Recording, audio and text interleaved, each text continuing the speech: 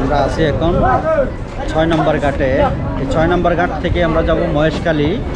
আর মহেশখালী যেতে হলে স্পিড বোটে যেতে হবে। তো ইনশাল্লাহ আমরা এখন যাব।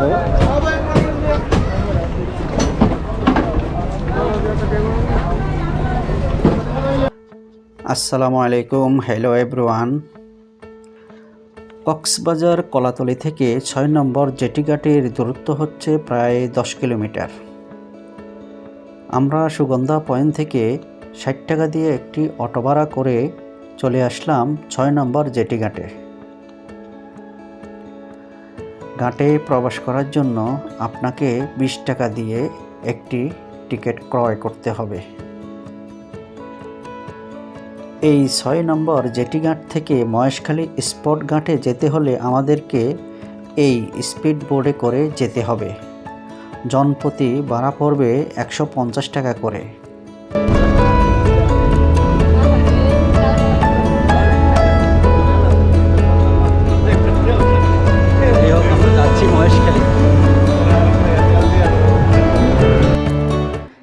স্পিড বোটে ভ্রমণ যে কতটা অ্যাডভেঞ্চার তা আপনারা এখন বুঝতে পারবেন।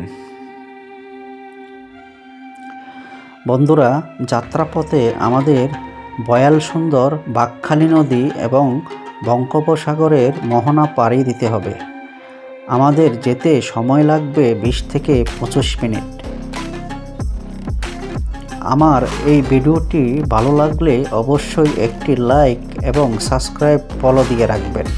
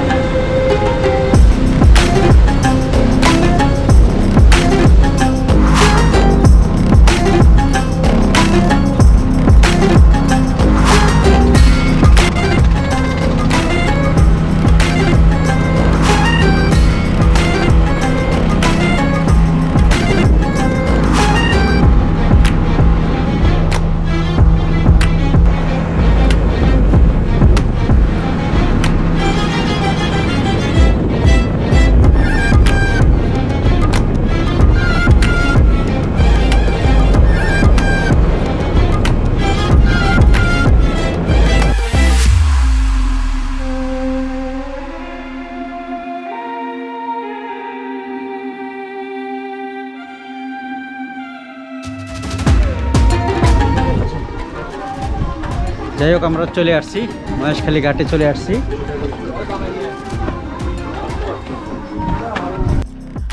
বন্ধুরা, অবশেষে 20-25 মিনিটের রোমাঞ্চকর স্পিড বোর্ডের জার্নি শেষে আমরা চলে আসলাম মহেশখালী গড়গটা ঘাটে। মহেশখালী উপজেলার আয়তন হচ্ছে 388.50 বর্গ কিলোমিটার।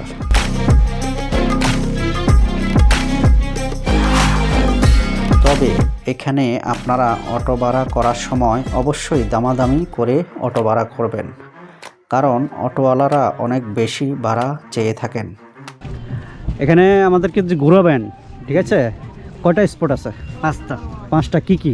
আদিনা মন্দির, মৈনাম পাহাড়, লবণক্ষেত, স্বর্ণ মন্দির, সুটকিপল্লী, ওকে, জিরোপোর্ট, হ্যাঁ, সাগরমুখী জবাগ। তো কত অটো ভাড়া কত স্যার? ঘুরে নিয়ে আসবেন এই 5টা স্পট, অটো ভাড়া কত? স্যার এখানে ভাড়া হলে 1280 টাকা, আমাদের 220 টাকা পার্কিং খরচ আছে। ওকে, খরচপাতি আমি দেবো সবাই। আপনি শুধু স্বর্ণ মন্দিরে 10 টাকা করে 20 টাকা দেবেন, আর কোনো জায়গায় টাকা দেবেন। ওকে, তাহলে কে দেবে? এখানে টুল প্যাকিং খরচ আছে। প্যাকিং খরচ কত আপনাকে দিতে হবে? কবে কত? 1220 টাকা দেবেন। 1220 টাকা। ঠিক আছে, আমরা একটু দেখি নাকি।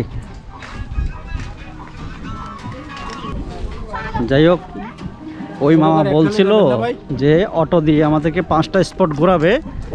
উনি বলছে 1220 টাকা ভাড়া। মহেশখালী গড়গটা ঘাটে আসার পর প্রথমেই এই ব্রিজটি আমরা দেখতে পাবো। এখন অটো নেব না। আমি যেটা জেনেছি এই 5টি স্পট ঘুরতে সঠিক ভাড়া হচ্ছে 300 থেকে 500 টাকার ভিতরে হয়ে থাকে। আমরা এখন মহেশখালী ব্রিজে আছি। এটা হচ্ছে মহেশখালী ব্রিজ, আর সামনেই হচ্ছে মহেশখালীর কিছু দর্শনীয় স্থান আছে। আমরা উপভোগ করব, এগুলো দেখে আপনাদেরকেও দেখানোর চেষ্টা করব ইনশাআল্লাহ। তবে এই ব্রিজটি সোজা এবং অনেকটা লম্বা। এই ব্রিজটি নাকি শুটিং ব্রিজ নামেও পরিচিত, কারণ এই ব্রিজে অনেক বাংলা সিনেমার শুটিং হয়েছিল। আমরা এখন আদিনাথ মন্দিরের কাছাকাছি চলে এসেছি। মন্দিরের দিকে যাওয়ার পথে এই দোকানগুলো দেখতে পাবেন। এই দোকানগুলোতে খাদি কাপড় বেচা বিক্রি করা হয়।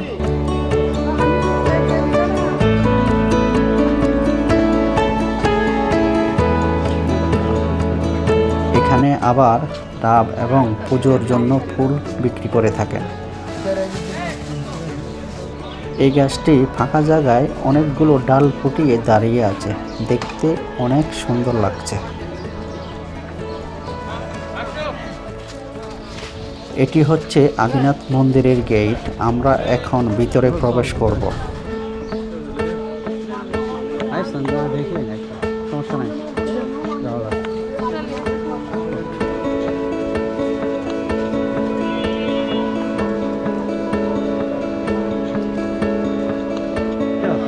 ভিতরে না, ভিতরে আর ইয়ে আছে না। এদিক দিয়ে, এদিক দিয়ে।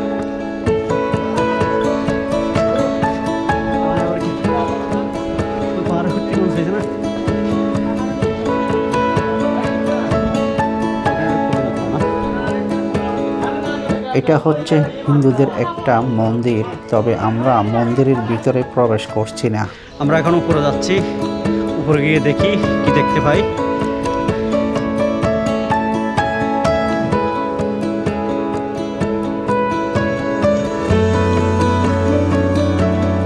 আমরা এখন পাহাড়ের উপরে যাচ্ছি।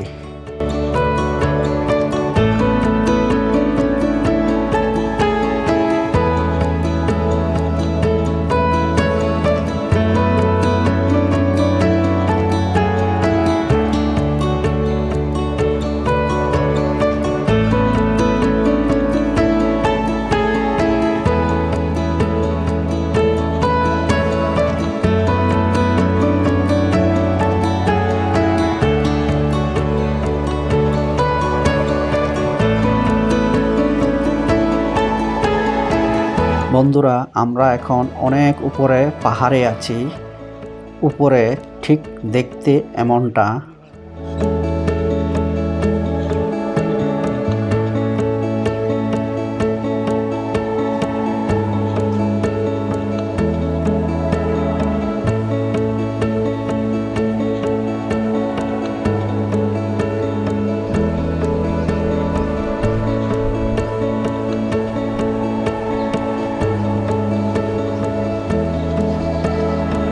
আমার সামনে আরেকটি মন্দির দেখতে পাচ্ছি।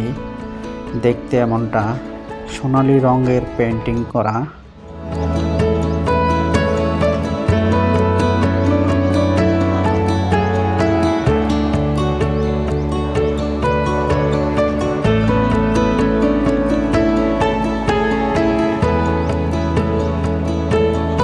পাহাড়ের এই অংশে পানের চাষ করা হয়।